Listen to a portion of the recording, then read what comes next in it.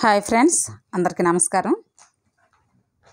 మరి ఇప్పుడు విద్యార్థులు, ఉద్యోగార్థులు, పోటీ పరీక్షలకు వెళ్ళేవారు ఇలా చాలామంది చదువుతూ ఉంటారు.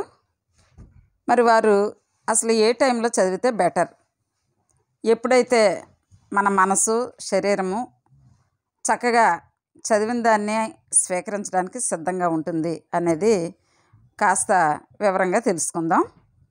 ఇది తప్పనిసరిగా మరి విద్యార్థులందరూ చూడాలండి. దీనికంటే ముందుగా ఒక విజ్ఞప్తి: మన ఛానల్లో విద్యా విజ్ఞానం, మహనీయుల జీవిత చరిత్రలు, బాలలకు నీతి కథలు, career guidance, life style videos, motivational speeches, ఇలా చాలా రకాల వీడియోలు చేస్తున్నాం. తప్పనిసరిగా మన ఛానల్ని మీరందరూ కూడా సబ్స్క్రైబ్ చేసుకోవాల్సిందిగా మనవి చేస్తూ మరి ఇంకా మన వీడియోలోకి వెళ్దాం. Please subscribe my channel. చదవడానికి ఏ టైం బెటర్, ఉదయమా రాత్రా? ఇది మనం చూద్దాం. ఇప్పుడు ఉదయాన్నే చదివితే మంచిదా, లేదంటే రాత్రిపూట? ఇది తేల్చుకోలేక సతమతము అవుతున్నవారు ఎందరో. ఇంతకీ ఏ టైంలో చదివితే మెరుగైన ప్రయోజనాలు ఉంటాయో తెలిపే కొన్ని చిట్కాలు ఇవిగో ఇప్పుడు మీకు చెప్పేవి. మొదటిది స్టడీ టైం. ఉదయాన్నే చదవడం అంటే ఉదయాన్నే స్టడీ చేయడం అండి. ఉదయాన్నే చదవడం మంచిదా, లేదంటే రాత్రులా? పరీక్షలకు ప్రిపేర్ అయ్యే ప్రతి ఒక్కరిలో కలిగే సందేహం ఇదే. ఏ టైంలో చదివితే మెరుగైన ఫలితాలు సాధించవచ్చో తేల్చుకోలేక సతమతమవుతున్న వారు ఎందరో. ఇంతకీ ఏ టైంలో చదివితే మెరుగైన ప్రయోజనాలు ఉంటాయో గుర్తించే కొన్ని చిట్కాలు చూద్దాం. ఇప్పుడు ఏదైనా చదివే విషయంలో అందరికీ ఒకే సమయం నప్పదు. ఒక్కొక్కరి వ్యక్తిగత అంశాలు, ప్రాధాన్యతలు ఒక్కోలా ఉంటాయి. అందువల్ల చదివేందుకు ఉదయం మంచిదా, రాత్రులా అనేది ఆయా వ్యక్తుల అనుకూల సమయాన్ని బట్టి మారుతూ ఉంటుంది. పఠనానికి అంటే రీడింగ్ అండి. పఠనం అంటే రీడింగ్. పఠనానికి ఫలానా సమయమే ఉత్తమమని ఏమీ చెప్పలేం. ఎప్పుడు క్రియేటివ్గా, ఏకాగ్రతతో ఉంటారో గుర్తించి ఎవరికి నప్పే సమయాన్ని బట్టి వారు తమ చదువును కొనసాగిస్తే మంచి ఫలితాలు సాధించవచ్చు. ఇక తర్వాత విషయం అండి, ప్రశాంతమైన నిశ్శబ్ద వాతావరణాన్ని ఇష్టపడే వారికి పగటిపూటతో పోలిస్తే రాత్రి సమయం బెటర్. ఆ సమయంలో అంతరాయాలు కలిగే ఛాన్స్ తక్కువ. దీంతో ఏకధాటిగా, సాఫీగా చదివే వీలు ఉంటుంది. తద్వారా ఏకాగ్రత అనగా కాన్సన్ట్రేషన్ కుదురుతుంది. చదివే అంశం పట్ల లోతైన అవగాహన పొందడానికి వీలుంటుంది. చూపు మరల్చకుండా పాఠ్యాంశాల్లో నిమగ్నం కావచ్చు. నెక్స్ట్ అండి, మనిషి ఎప్పుడు అప్రమత్తంగా, ఏకాగ్రతగా ఉంటాడో అని నిర్ణయించడంలో శరీర జీవగడియారం అనగా సర్కేడియన్ రిథమ్ కీలక పాత్ర పోషిస్తుంది.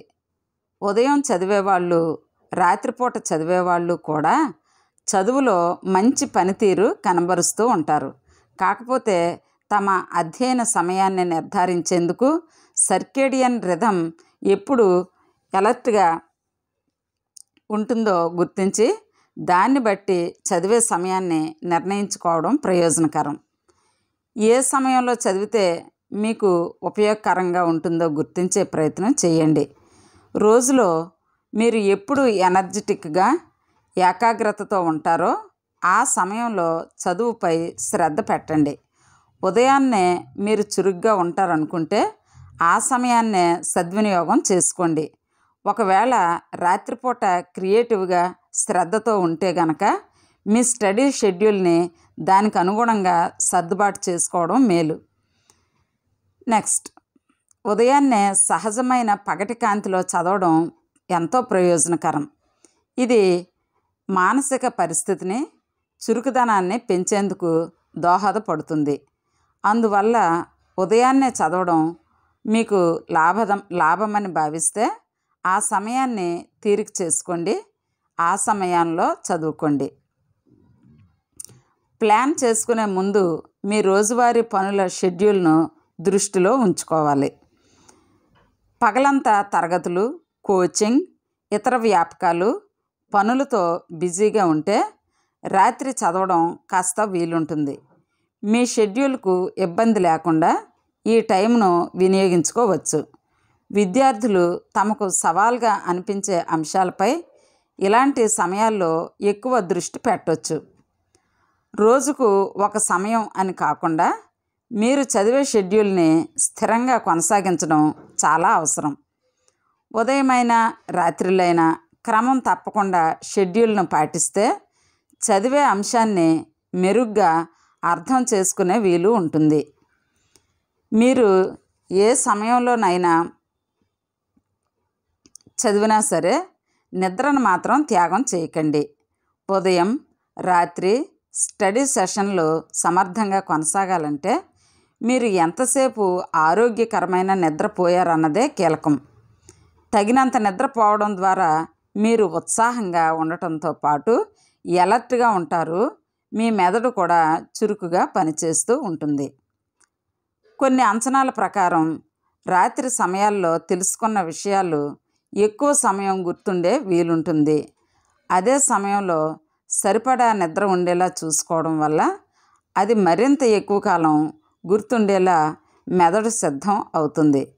అలాగే కష్టమైన సబ్జెక్టులను రాత్రి చదవడం ఆ సవాలును మరింత సమర్థంగా స్వీకరిస్తుంది. మీకు ఏది నప్పుతుందో గుర్తించేందుకు తొలుత ఉదయం, రాత్రి స్టడీ సెషన్లలో ప్రయోగాలు చేయండి. మీ పురోగతిని అంచనా వేయండి. మీ ఎనర్జీ లెవెల్ ఏ మేరకు సమాచారాన్ని గ్రహించగలుగుతున్నారో ట్రాక్ చేసుకోండి. తద్వారా వచ్చే ఫలితాన్ని బట్టి మీ స్టడీ టైంను నిర్ధారించుకోవడం ఉత్తమం.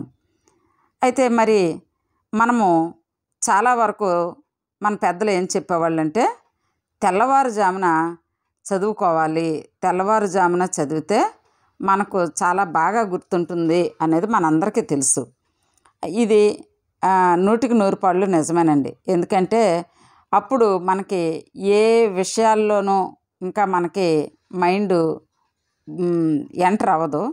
కాబట్టి మైండ్ ఫ్రెష్గా ఉంటుంది. కాబట్టి ఎర్లీ మార్నింగ్ కనీసం 5 గంటలకి ప్రతి ఒక్కరూ కూడా ఎవరైతే చదువుతున్నారో దేనికోసం మీరు చదివినా ప్రతిరోజు కనీసం 5 గంటలకి లేచి ఒక 8 వరకు ఒక 3 అవర్స్ కంటిన్యూగా చక్కగా లేవకుండా అక్కడే ఉండి మరి చదవాలండి. అదేవిధంగా చక్కగా వాటర్ తాగుతూ పోషకాహారం తింటూ మరి ఎగ్జామ్స్కి ప్రిపేర్ అయ్యే వాళ్ళందరూ కూడా ముఖ్యంగా ఆరోగ్యాన్ని చూసుకుంటూ చదవాలి. అనారోగ్యంతో మనం ఏమి సాధించలేము. కాబట్టి ఆరోగ్యాన్ని చూసుకుంటూ మరి సరైన నిద్ర, సరైన ఆహారం, అలాగే లేనిపోని ఇతర విషయాల్లో జోక్యం కలుగజేసుకోకుండా మనసుని ఏకాగ్రతలో ఉంచుకుంటూ చక్కగా చదువుకోవాలి. అంతేకాకుండా ఎంత చదివామనేది కాకుండా ఎంత మనకి గుర్తుంటుంది, ఎంత ఈరోజు మనం నేర్చుకోగలిగాం. చదవడం అనే మాట కాదండి, నేర్చుకోవడం అనేది ఇంపార్టెంట్. ఎంత మనం నేర్చుకున్నాం అనేది మనకి ఇంపార్టెంట్. ఈ చదువుకున్నదంతా కూడా మనం మళ్ళీ ఒకరోజు చదివి వదిలేయకుండా మరలా దాన్ని పునశ్చరణ రిపీట్ చేస్తూ ఉండాలి.